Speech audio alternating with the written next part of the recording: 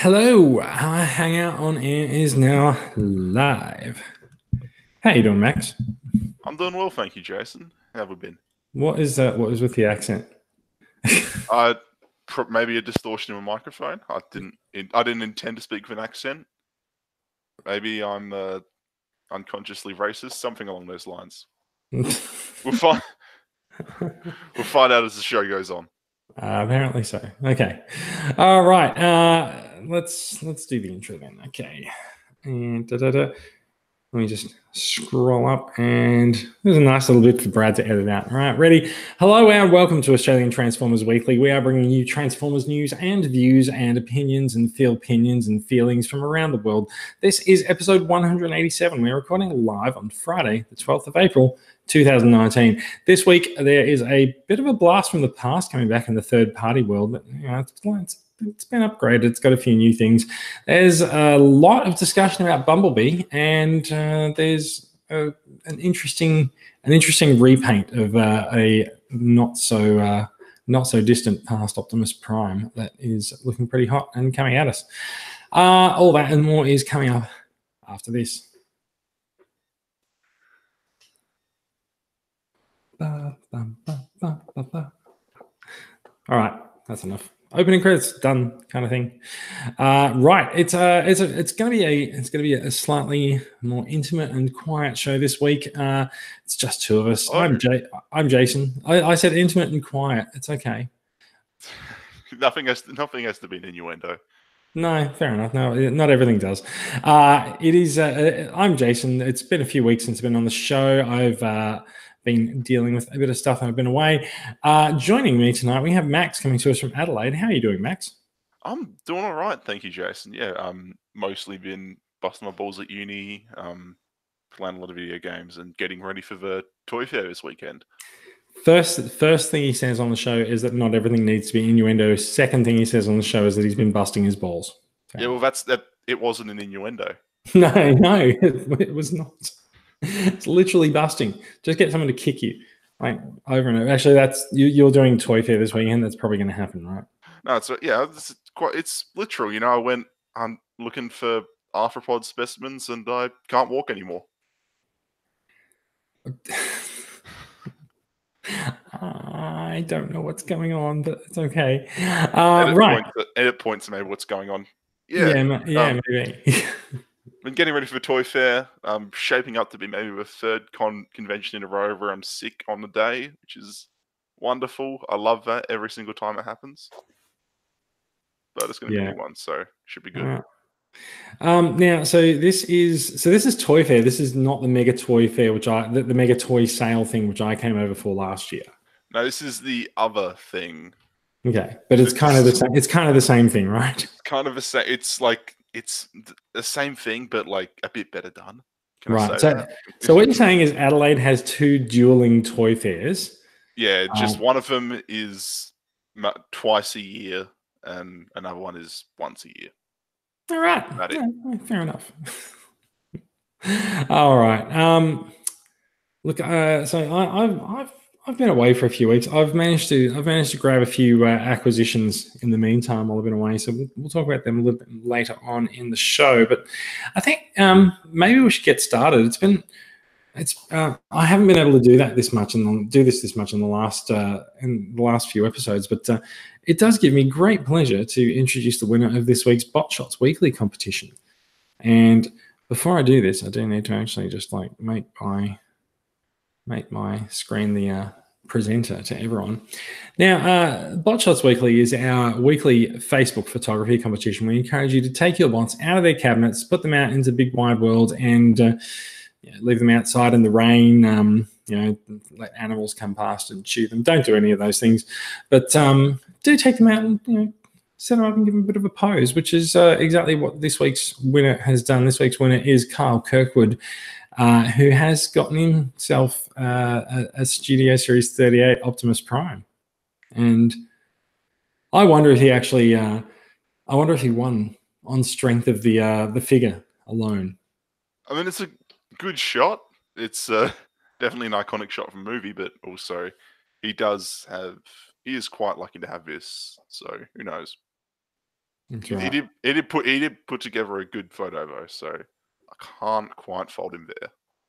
No, he certainly has. Now, a little bird tells me that Hasbro Australia has sent stock of Studio Series 38 to Amazon. And so Amazon, I expect, will be putting this guy up for order any day now. So if you are looking for this guy, I think he's a Voyager, not a leader class. Is that right? Yeah, he's a Voyager because of the Studio Series scale nonsense. Yeah. So if you are looking for Studio Series 38 Optimus Prime, I reckon you're going to find it on Amazon in the coming week, maybe 2 weeks, but we'll see how we go. And if it turns out that I'm right next week, I'll go and yell it from the rooftops, shall I? Yeah. See how it goes. Now you mentioned scale, I think you might be like drastically out of scale because isn't Bumblebee Prime like half the size of Old Bay Prime? I'm gonna say reboot, and it doesn't matter anymore. At least I think the Bumblebee movie figures don't need to match the other Studio Series figures scale. Yeah, that's about as much of a discussion as needs to be put into that, really. Yeah, probably. All right, let's go take a look at some news. So while we are talking about reboots, Lorenzo de Bonaventura, who is the gentleman pictured here, he's been running his mouth again this week, and he's been doing this a bit, and it's the home release of Bumblebee on DVD and Blu-ray and download, right? So like it's kind of his job to get out there and talk about the movie and talk about the franchise and get the name of the movie into headlines. So like he's kind of doing his job, but he's been sort of flip-flopping over whether or not it's actually going to be a reboot or not for the last let's just say year. Well, you say he's trying to drum up press of the movie. Well, that's what flip-flopping for the last 6 months certainly drums up a bit of press. It certainly does, because every time this guy gives an interview, his name ends up on Transformers websites, and then they publish their own rebuttals, and then they publish opinions about it. And so, like, he's doing his job. He's generating buzz and press for the movie. He's getting the movie's name into headlines. Now, he has been asked this week in an interview. He has said in the past. He said in the past couple of weeks that they want to do another mainline Transformers movie that picks up directly after The Last Night. And this week, the kibosh was put on that when asked directly if they're working on a movie that will follow up The Last Night. He said no. Thank you. Now, it's about as definitive as it gets, but he's said definitive answers in the past. Yeah. So who knows? Like I said, his job is to run his mouth at this point. So whatever, we'll see. I almost feel like we're lucky having had a bit of a drought of episodes over the course of time when Lorenzo's been running his mouth so much to being able to just gently bypass this entire nonsense. Yeah. Well, anyway, so look, he is a producer for the franchise, so. The future of the franchise does somewhat rest on his shoulders. So it is, however, notable that yes, his answer is no. There is no sequel to The Last Night coming. Now, of course, like everything else that goes on with these films, like there is wiggle room. Like the question that was asked is, are you working on something that picks up The Last Night's story? And his answer was no. It doesn't mean that they won't pick up some aspect of that story, but The Last Night's story is done. Which is interesting considering that if they were to go on that route, like The Last Night is very much, it's both a like resolute ending and also a cliffhanger. So who knows? It is. If I'm perfectly honest, I would be happy to see something that actually picks up that storyline and continues it, but I don't want it to be done by Bay, and I would want it to be a little bit cleverer about it. And so I don't mind if they want to sort of take the Bumblebee story, take the Unicron storyline and chuck it into whatever the Bumblebee franchise becomes. But yeah, no. For now, I think they should just leave it well enough alone. Yeah, like over the last few months since Bumblebee has been a thing, and like the overall G1ifying of much of the Transformers franchise, I've felt myself like getting this weird feeling of nostalgia and almost missing the Bay movies. But I also know that I'm in the tiny, tiny minority when it comes to that. So Yeah. it is probably the healthiest thing for the movies to move past that. You know what? If you do get the pangs of nostalgia for those movies, there's 5 of them. Yeah. It's about 15 hours of content. Just feel free to just go and watch them. It's okay. Just cut it all into one big, you cut it all together into just one thing of just the Transformers stuff. Oh my god! It could be absorb it. It could be the Bayverse supercut. Oh god! And there's your title, Brad, as you're editing the show. The Bayverse supercut. Whoa. All right. So yeah. So officially, yeah, the Bayverse is probably gone. And I guess does that mean that now we have the Nightverse? I think we have the ambiguous. Let's call it the ambiguous reboot verse. Actually, why don't we just call it the B-verse? The Bayverse and the B-verse. All right. All right. So in B-verse news, having said for the last 4 months that he's done his Bumblebee movie and he's going back to working at oh my god, I can't remember the name of his production company, Leica. Probably not Leica because that's a camera company. But so Travis Knight has this week given an interview where he's like, you know what, like I wouldn't mind telling another story in this universe. So like I think Travis Knight might not be done with Transformers just yet, personally.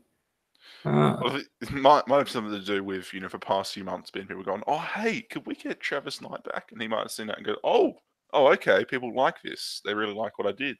Okay, maybe I will come back. It's very possible. When I saw this news today, when I saw this news on Twitter this afternoon, it says, so the headline on TFW is Travis Knight expresses his interest for another Transformers movie. I quoted it and said, Transformers fan base expresses its interest in another Travis Knight movie. Because I think at this point, look, at this point, they can either decide, no, we're gonna switch directors every movie, which is what they were threatening to do, 5 or 6 years ago with the mainline Transformers movies, but they didn't. They stuck to Bay. They could go and change director every movie, and it sort of becomes a Bond franchise kind of thing, or they could hitch their wagon to someone else and pin their franchise on someone else instead of just being Michael Bay. And if that someone is Travis Knight, well, I think Knight has made enough statements that are somewhat dubious in terms of being a dyed-in-the-wool hardcore fanboy in the past. But I also think that he's also actually at least cut his teeth and earned his keep on Bumblebee. And I think the Transformers community is more comfortable with him than they are with Bay. And so if they were to actually hire him for another movie, I don't think people would be that upset about it. Yeah, like the thing is, if there was a hypothetical better director for the movies out there, then I would say, yeah, then I'd prefer to have that director. But we don't know who that is yet. Right now, Travis Knight, he's made a movie that is widely regarded, by critics and fans alike as the best movie. Right, and that's a movie which is what we could pretty well tell to have a very troubled production that still came out quite well. So in the event that he was able to, steer a production of a movie in a course that was, not so troubled, had less, back and forth between, directors and writers and producers, all of this. If it was, if there was something that was more dedicated to just making a movie the way he wants to make it, then it could have the potential to be something really special. if Bumblebee wasn't already. Yeah, look, there's a couple of things that I think need to be acknowledged, though. One, they didn't give him that much budget to play with for Bumblebee, and we heard a lot. We heard a lot of stories about how they ran out of money for the some of the Cybertron scenes. They couldn't put certain things in it that they wanted to. I would like to see those purse strings loosened up a little bit for whatever they do next, but you also do need to be a little bit careful in that the more money you spend, if Transformers is not the franchise that's earning $1 billion per movie at the moment, then they're probably not going to want to spend that much more. But I think they could do with raising the budget a little bit. Yeah, I think they need to caution themselves because Bumblebee was hampered by coming out on the stupidest weekend of movie releases I've ever seen, and also coming off of a negative blowback from the last night.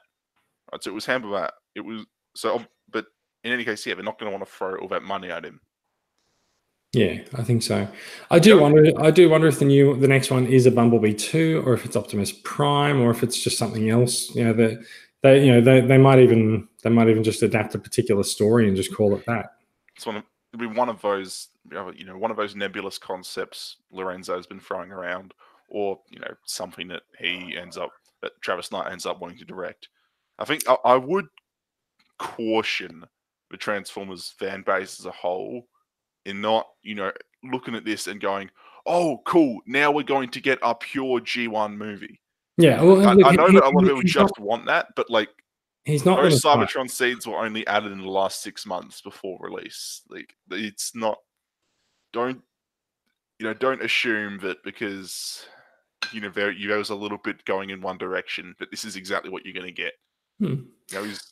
So here's what I think they should actually do. Right, if they're going to hitch their wagon tonight, they do actually have the option of actually doing the full CG animated prequel kind of thing, right?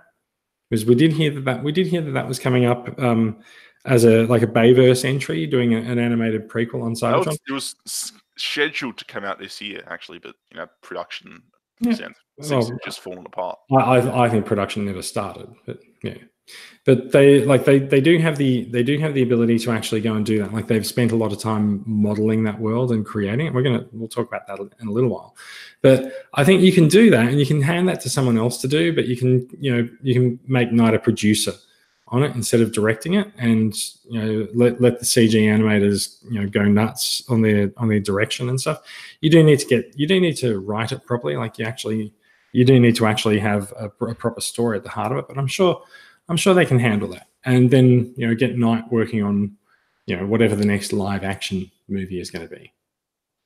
Yeah, absolutely. Yeah, because that hypothetical Cybertron movie has been just floating around for so long, right? Now there's a precedent set, and it would be a perfect way to please those fans whose entire metric by which they measure the quality of Transformers media is how closely does it match G1.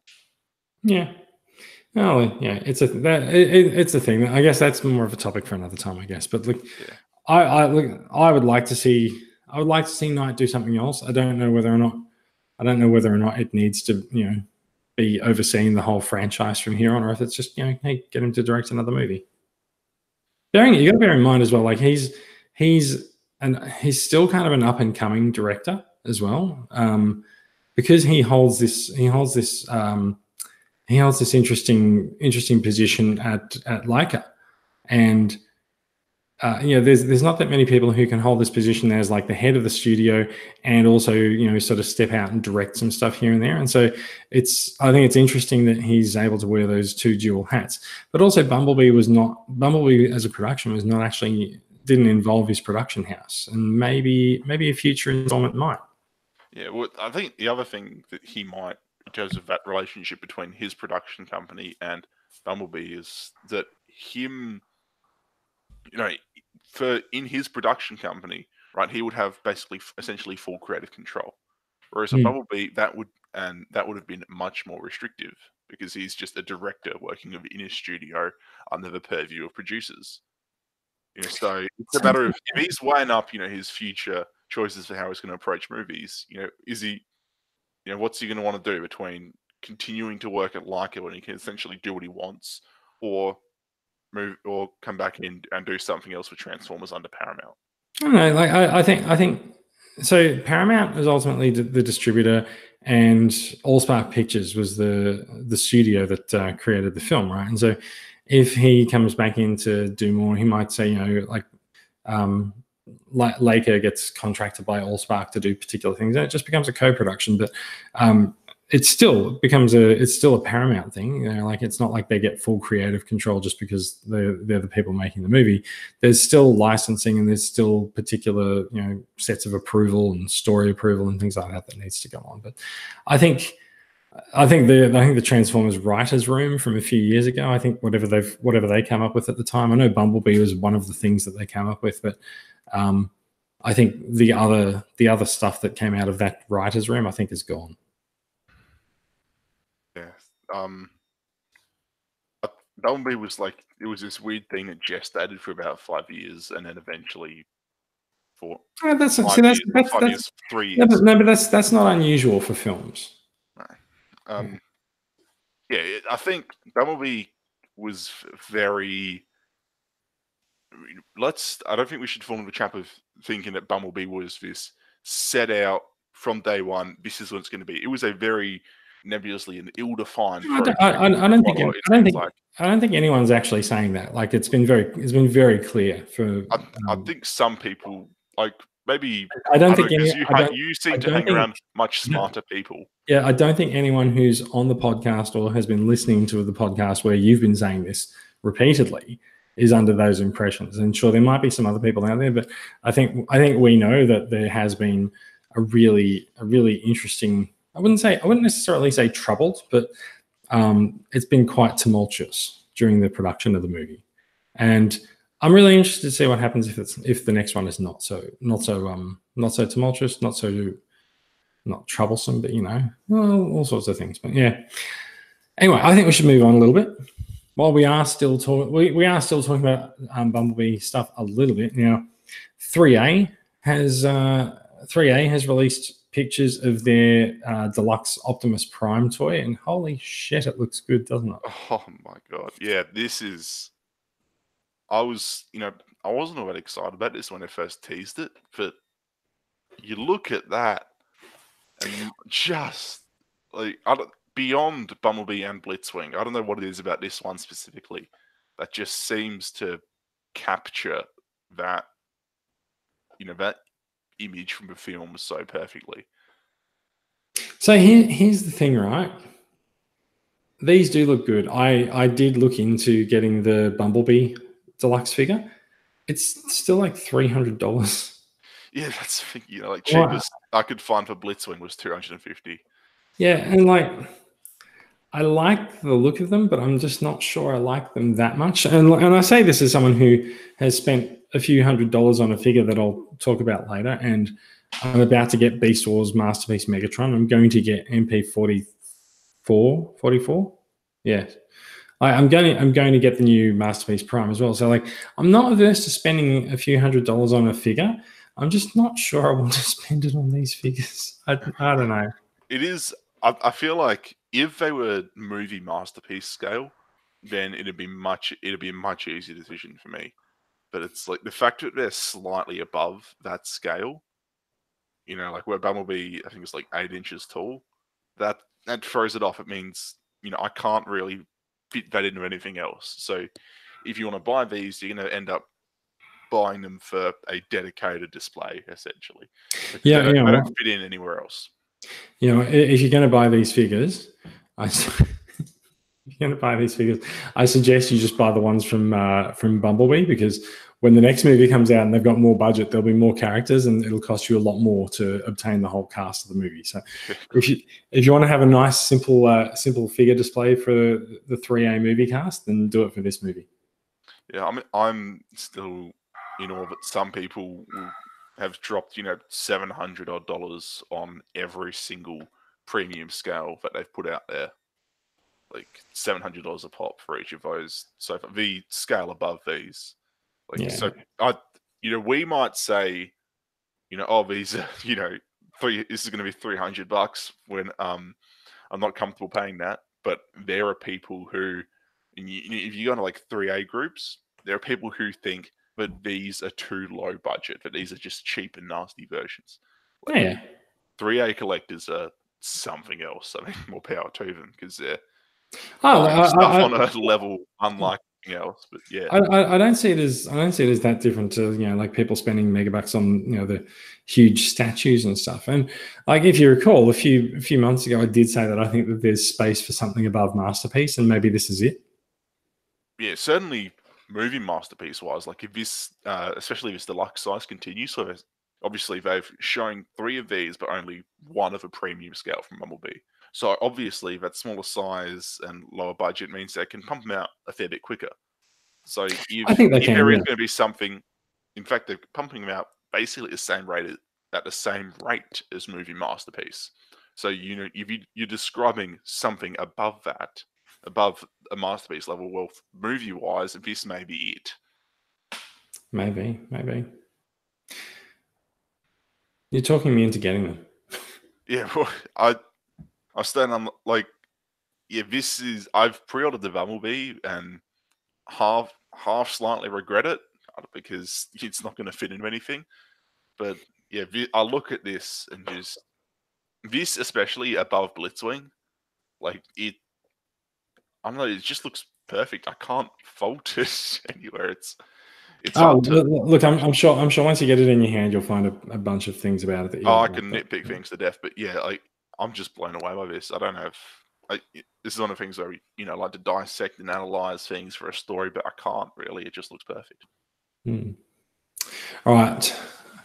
Well, look, I'm not sure when it is when it's released. There's no word on price or release date. No Cybertron says, not Cybertron. T-Formers, sorry. Yeah, there's no solicits just yet. It's just on show floor pics from an unnamed Comic Con, but yeah, it's somewhere around the place. If you go to image number 9, you can also see it's like the only image that I've been able to find of the figure. You can see a premium scale Bumblebee there as well. Yeah, so that's the difference between deluxe and premium. Oh yeah, I mean, we knew when 3A announced the deluxe series that they're going to be smaller, more affordable figures. So yeah. So I also just find this image kind of hilarious. It's just for whatever reason that visual of the giant Bumblebee next to a Prime. It's giant B. It looks like there's another one next to him as well. I think that's the last night version. Which is make this their 4th several $100 Bumblebee that they've done. Well, if you got it, you should roll with it and repaint it, reuse it as much as you can. Especially if it doesn't have to transform, it's a little bit simpler for them, right? Yeah, people buy them. Yeah. Now, look, yes, clearly. All right, so a couple of brief mentions before we move off Bumblebee and on to something else. There was a neat little April Fool's gag this week announcing the release of Bumblebee on VHS cassette.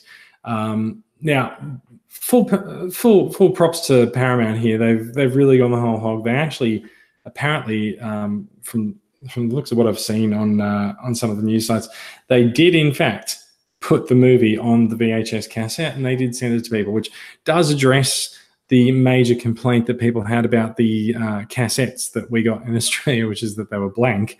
So good on them for doing that. They've sent the promo cassette out to a few sites, and as you can see, T-Form has had a bit of fun putting together with the Studio Series 38 and whatever the Studio Series B for the movie is. It is, however, not available. There is a lovely B kind rewind sticker on it, which is B with as in Bumblebee, and yeah, that's pretty neat from there. And there's very little to be gained from putting on a VHS. So I just did it because I could. Absolutely. Like I said, it's it's a bit cute. Anywho, brief mention for that, and another brief mention comes to the storyboard information from Industrial Light and Magic, whose website I've never actually browsed, I must say, but at ilm.com, you will find under visual development, you'll find a portfolio of images showing how they went about creating some of the visuals for the Bumblebee movie. There's a lot of reference to the original cartoon in here as well, which is really quite interesting to see. Those comparisons and see the artistic process behind it. Yeah, of how they've updated it but kept it faithful. And there's other cool little tidbits, like obviously made in a very short span of time. So basically, all those character designs were Shockwave, Soundwave, whatever. They're all largely made from reused assets from other Transformers characters that ILM had. Yeah, I remember when some of the character art stills from the DVD came out a couple of weeks ago. People started looking at them and figuring out where they'd reused feet or reused various components. And I think it speaks to some quite savvy reuse of the components. That way, they get to avoid having to remodel things, and they can just reuse things that they don't matter, like a hand or a foot or whatever. It doesn't matter if someone's got the same hands or feet, but it also sort of goes to the fact that they are a mechanical race that will probably develop similar looking parts and pieces. So cool stuff like sorry. So there's a lot of references to the cartoon here, and they do say that the G1 cartoon was actually the absolute design reference for a lot of the action set pieces, which we know because we've seen people pull out the fact that there's a reference to the opening credits where two of the characters are fighting when Dropkick and Bumblebee are fighting later in the movie, and of course there's such G1 homage styles to a lot of the Transformers too.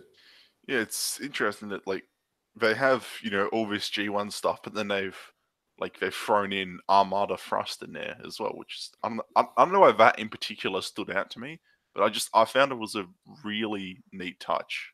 That it just for whatever reason, this movie in this sequence and movie that's full of all these G1 tidbits and references, it's just this one throwaway reference to Armada.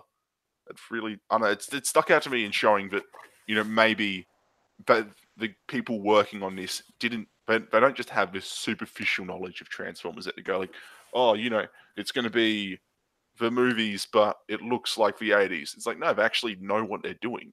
They've got seems to me that, at least those on a high level have a deeper understanding and knowledge of the Transformers franchise as a whole. Well, it's probably also likely that the people who are working at Industrial Light and Magic now, working on Transformers, were actually watching the cartoon as a kid. But you're probably right. I have mates who are a couple years older than I am who work in the film industry nowadays, on CG stuff. It's not, and they would have been. I know how old they are. They would have been kids when Armada was showing. So yeah, that's kind of weird to think about. So look, I suggest having a look at it. The link to this gallery is in the show notes. So yeah, check it out and see. There's a lot of really interesting references to how they designed the characters, how they built them, and their design references. Yeah, it's just great to look at from a production standpoint. Interesting stuff. All right, now last Bumblebee mention. Is it the last one? Maybe it's not. No, that is actually it. That is the last Bumblebee mention. Now, next, so the next story is that everyone has apparently gone a little bit crazy for Star Convoy this week, or to give him his proper name, what's he called? Galaxy Upgrade Optimus Prime. Okay. Have you not seen the post for this flying around? Oh no, I've seen it. I'm just Japanese naming convention. No, sorry. No, Galaxy Upgrade Optimus Prime is actually not this one. Sorry, that's the leader class siege figure. So sorry, what we're looking at is indeed, yes, Star Convoy. It is coming out under the Generations Select line, and it's got so it's appearing to be driven more by Takara Tomy than Hasbro, but if you do want the figure, you can pre-order it direct from Hasbro on Hasbro's Pulse website. Now, what's interesting with that is the Generation Select thing has largely seemed to be a Western thing. Like, we haven't really seen much mention of that Megatron or Swoop releasing in Japan. Whereas this is very much a Japanese release, but it, just a Japanese version of the character. All the promos in Japanese, only been showed at Japanese shows, but it's coming out under this Generation Select line, which leads me to think that this subline is actually a bit more universal than we may have previously thought. It might be more universal than Transformers Universe. Maybe. I get nothing for that. Fair enough. Maybe I'm just not getting jokes. So what we are looking at. So Star Convoy is a repaint and a retool of Power of the Prime's Optimus Prime, and so like once you're aware of that, you can look at the legs and see what they've changed on the legs. You can look at the chest and you can see that yes, indeed, there is the evolution gimmick sort of still at play, where you've got the sort of the chest figure that transforms. And in Optimus Prime's case, it was Orion Pax. In the case of Star Convoy, I think the inner robot is either Optimus Prime or Convoy, and so then it slots into the armor. And the notable part that was revealed this week is that there is in fact a chromed up matrix inside the character and inside the figure and inside his chest, and you can, as you can see in this photo here, link the matrix into the gun. I suppose the Matrix could be used as a weapon in theory. Like, it's a gimmick now. It's canon now. Just accept it. It's canon now that the Matrix can do anything that you want. The Matrix gets new abilities for the sake of plot. So yeah, still impressive reuse of the mold. I feel like the Optimus Prime figure is quite well regarded. It's perhaps the better regarded out of the evolution gimmicks, out of the sort of the first wave with him versus Rodimus, or Rodimus Prime or Rodimus Unicronus. But this was the one that sort of just came out and sort of quietly blew everyone away, because people were like, "Oh, this is surprisingly really good." Yeah.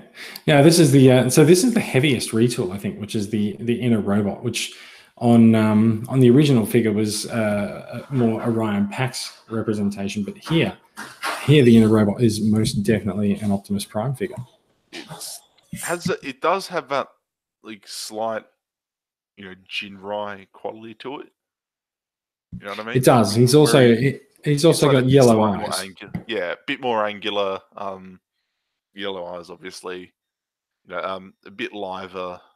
It does, which I don't recall being associated with Star Convoy. I mean, granted, Star Convoy is, like, for the amount of love that people have for it, is an incredibly obscure part of Japanese G1. But like, I don't recall Star Convoy being particularly related to Jinrai in any capacity. So that seems fair. This is just filling the slot, basically. Yeah, it is really ultimately just stuff to go into the chest slot, but like it does sort of suit the figure, because you do need something to go in there. I kind of like it. Someone posted a picture of it on Twitter and went, "Oh my god, they've updated the Action Master," and they kind of have. Like he does look a lot like the Action Master figure. So yeah, actually, you're not wrong. On the whole, it's a good looking figure. Very much. He is definitely a good chance to get a hold of this mold if you weren't so enamored with just buying another G1 Prime the first time around. So, I believe it will be available from Takara Tomy Mall, but and yes, it is also available from Hasbro Pulse. Now, it is my hope that in the future this might mean that any of the other Takara Tomy Mall exclusives might also become available as Generation Selects from Hasbro Pulse. We'll see how it goes.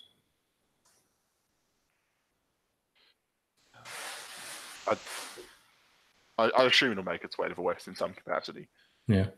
Now we're not actually done with Star Convoy yet, although the next story is more interesting given the you know what, So what we are looking at here is the so Transform and Rollout.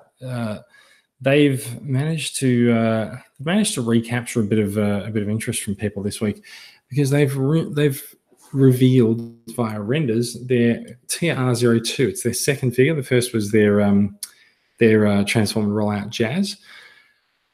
Fairly well received, I think, but ultimately, I felt like people sort of received Jazz and just went, yeah, it was all right. It just came and went. Basically, I didn't hear anything bad about it. I didn't hear it. I didn't hear anything bad about it, but I just didn't hear anything great about it either. Yeah. Now, depending on how long it takes them to come out with TR02, their Commander of Stars, it could be quite interesting. But a lot of people have seen these pictures this week, and they are really interesting. Yeah, no, I think this is. I think what really interests me here is that it's quite specifically not animation accurate. Because animation Cybertron Prime is directly based off of a toy, whereas this has that quite blocky aspect to it. Whereas this is quite obviously it's a slimmed down, more anime-esque version of the character. It's got that pushed out crotch, that slimmed torso, that wider stance in the legs. Like he's not animation accurate at all. He's clearly Cybertron Prime, but they've changed it up a whole lot purely for the sake of just making it look like a better toy. And I think that the figure actually looks better for it, especially considering it seems to transform pretty damn well. It does. His track mode is quite good. I mean, it's a bit sort of like futuristic and not necessarily that well thought out, but still it looks good. Now we don't really have much by way of price or release date for this guy yet. It's very early days, so yeah, there's not going to be that much yet. We'll find out more. But, yeah. And of course, they are renders. They're not actually real prototypes or real figures. It's true. Which is I suppose that gives you an idea of a stage of a project, right? Because renders can be made up like that, whereas.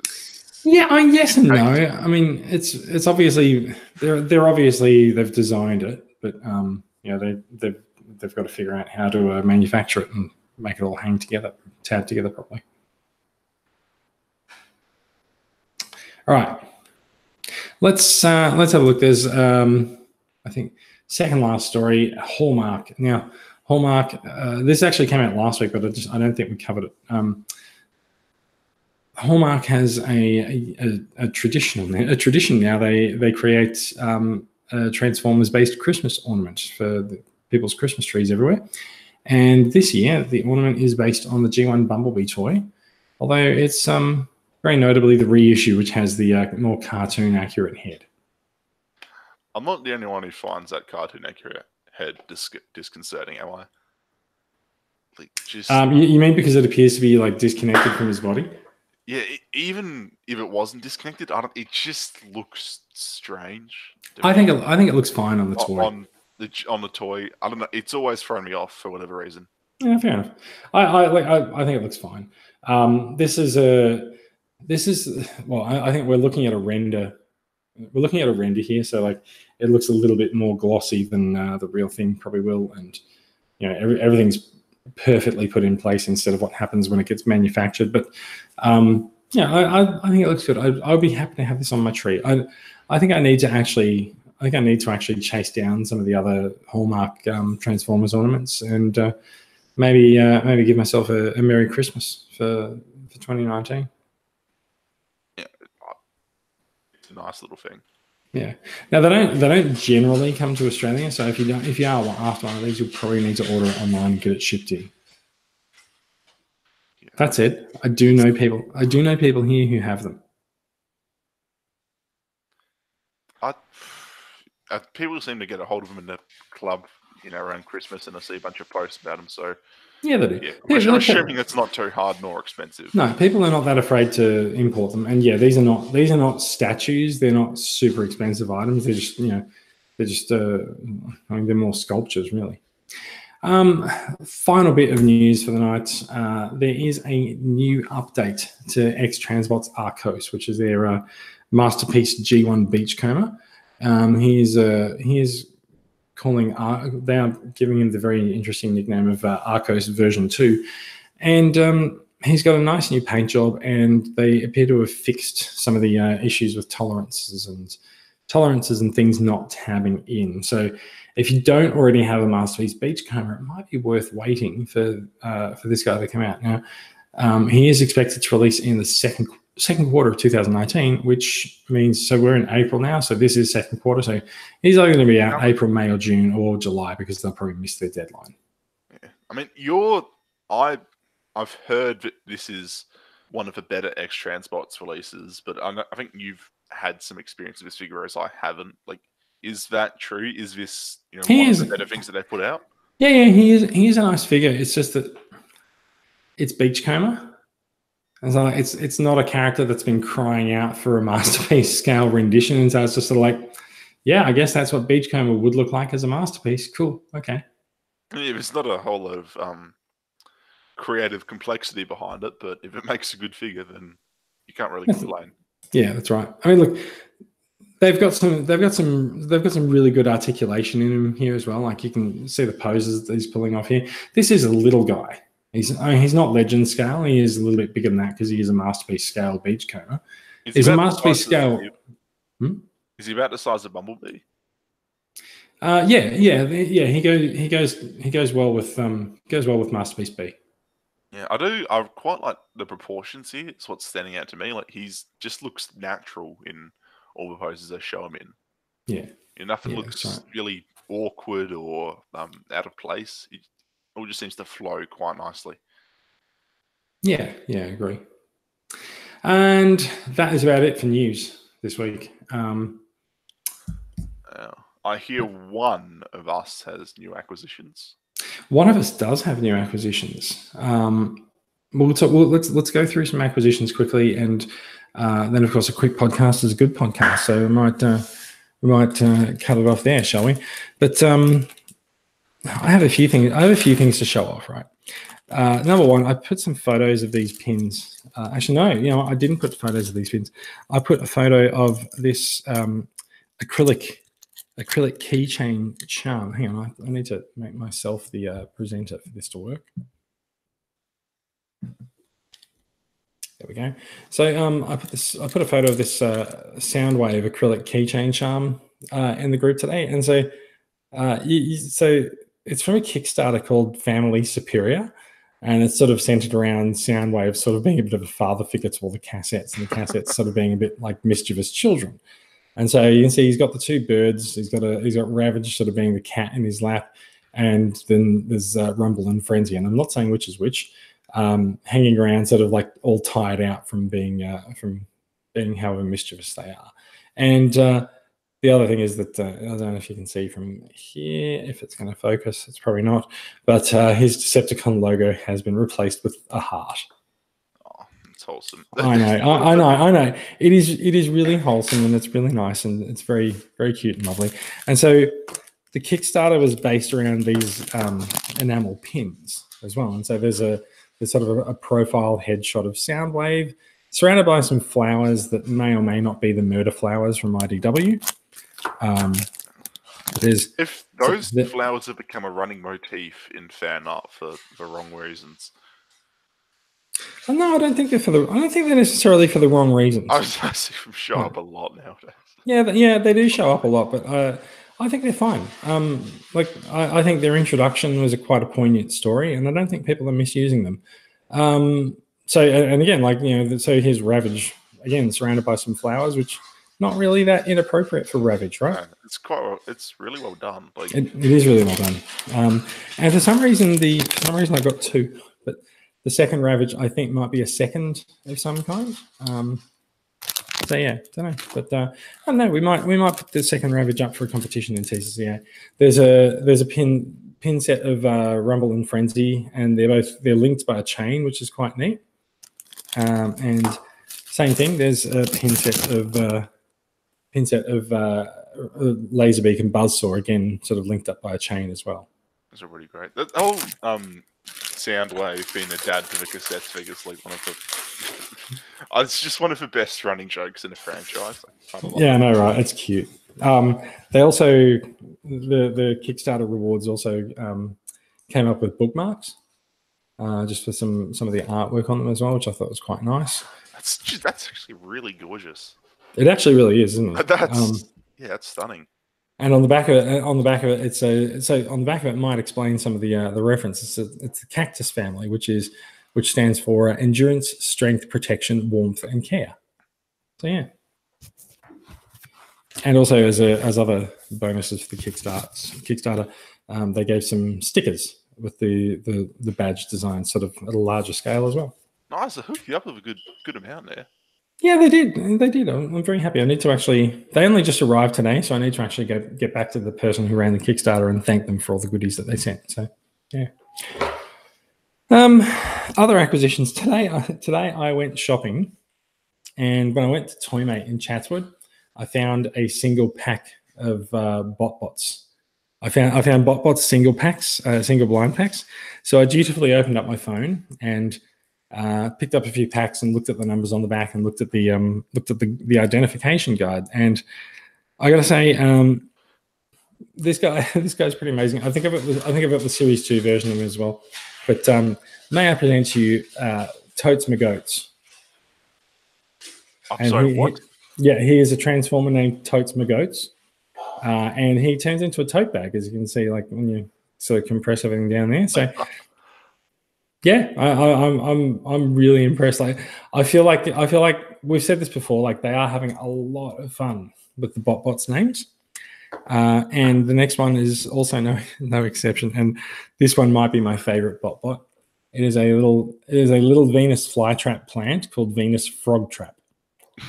Because technically in this mode he's meant to be a frog.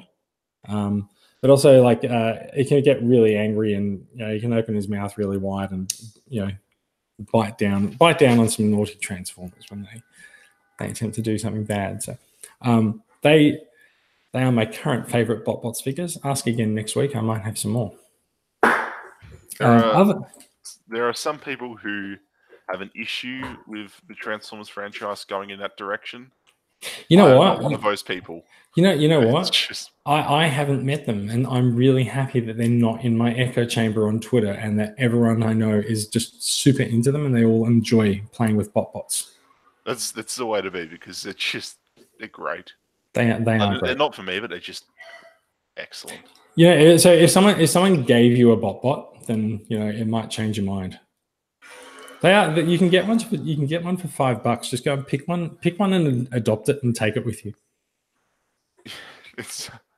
I may just do that. Like, yeah, it's my new son. Yeah, exactly. You can do that just to shut me up. finally get you to stop. If I buy a BotBot, will you just stop talking about them on the podcast? It's Look, if I buy, no, because they keep releasing new ones. So yeah, we're never going to be done with BotBots now, because like there's going to be like new series of them forevermore. Yeah, I actually wonder. I do half wonder how long we're going to keep going. No, it's just been such a sudden, intense burst of creative output for Transformers that like we haven't seen anything like it before. We're only used to seeing what, like 4 or 5 characters in a wave, not 60. Yeah, they crank them out really fast. Like I wonder, to what extent it's a dedicated team as opposed to having like a whole bunch of people from different departments working on it at once. Like, yeah, the structure is like, is there someone whose job is to just come up with names for BotBots? Yes, there is. I would dearly like to meet that person. I'd like to be that person. Yeah. All right, one last acquisition, and then we're going to go. I don't need to talk about this guy too much because we've talked about him a lot on the podcast, but I did secure myself a Mango Prime. Now, surprisingly good looking. He is not surprisingly good looking, because like we always knew how good looking it was from the photos, but good. Let me. Oh, you might have known. Let me bring a little bit more light onto the subject here, right? Like that orange finish, the mango finish, like it's a little bit it's a little bit fire guts, but it's actually not. It's not that intense, and it's a very nice, it's a very nice sort of like pasty orange, and that's why I call him Mango Prime. It has that quality to it, It, especially it, blended with a white as well. yeah, it Was does. this one of those shoe tie-ins? It sure was. Yeah. So the number of MP10 repaints that they came out with for the shoes was pretty intense, but like they all just were not that interesting to me. But the orange on this really spoke to me, and so I made sure that I've got this one, and I don't need the others. I'm happy with this. Yeah, it is a visually stunning thing for sure. It sure is, yeah. And so that is new acquisitions. I should have Beast Wars Megatron, the Masterpiece Beast Wars Megatron, next week. But next week, Friday night is Good Friday, so I can't guarantee we'll actually be doing a show, or all that will necessarily all be around for it. So it might be another couple of weeks before I get to show him off. We'll see how we go. I think Brad has him as well. So if Brad's on next week, then you can bet that he'll be showing off Beast Wars Megatron. Yeah, I'm interested to see your takes on that after a lot of the in-hand reports we've heard. Yeah, I've been told to make sure that you just don't just make sure that you handle his crotch properly. Also true in so many cases. Fair enough. So yeah, and in fact, also apparently, Michael Vella was also saying that the sort of the scales and the pointy bits on the back, I think he said he found them more of a problem than the sort of possible snappy crotch. But we'll see how it goes. Interesting. Yeah, I haven't quite looked into that or into issues all that much. So, in any case, I'm interested to hear your thoughts. Yeah, look, I've been quite distracted for the last few weeks. I haven't been paying a lot of attention, so I'll be interested to get Beast Wars Megatron and take him out and have a bit of a play with him and pose him for some photos and see how it goes. Awesome. All right. I think we might bring the show to a close. It's been a quiet one, but it's a quiet one and a quick one and a good one. So I think that's it. So thank you for listening, everyone. And if you're watching the live record, which apparently a couple of people are, then thanks for checking us out. You can find out more info about these stories and more in the links in the run sheet. Find us at transformersweekly.podbean.com. Find us at transformersweekly.podbean.com. You can also find the Facebook page Australian Transformers Weekly. And of course, Max and I are both in Transformers Collectors Club Australia on Facebook. You can subscribe to us through everything. I don't think we really need to call out all the individual podcast apps anymore. But we are a production of Transformers Collectors Club Australia. It's a registered club in Victoria run by volunteers who donate their time and money to make the club better for everyone. Our goal is to connect Transformers fans around the country, and we do it by engaging the collecting community with things like this and things like what you're doing over this weekend, Max, going out to the toy fair. Yeah, it should be good as per usual. I'm doing a joint stand with myself and TCC, and we'll have a couple of people to help out there. So thank you to Morgan and Sean in advance. It's always nice to have minions. It is. It's always nice to be able to go to the toilet without having to worry about your stuff being stolen as well. Always good, yes. All right. Okay. On that note, on that bombshell, that is it from us. We'll be back with more Transformers news either next week or the week after, given that it's Easter. We'll see how we go. Awesome. All right. Thanks for listening, and goodbye. And I need to press the stop broadcast button this week.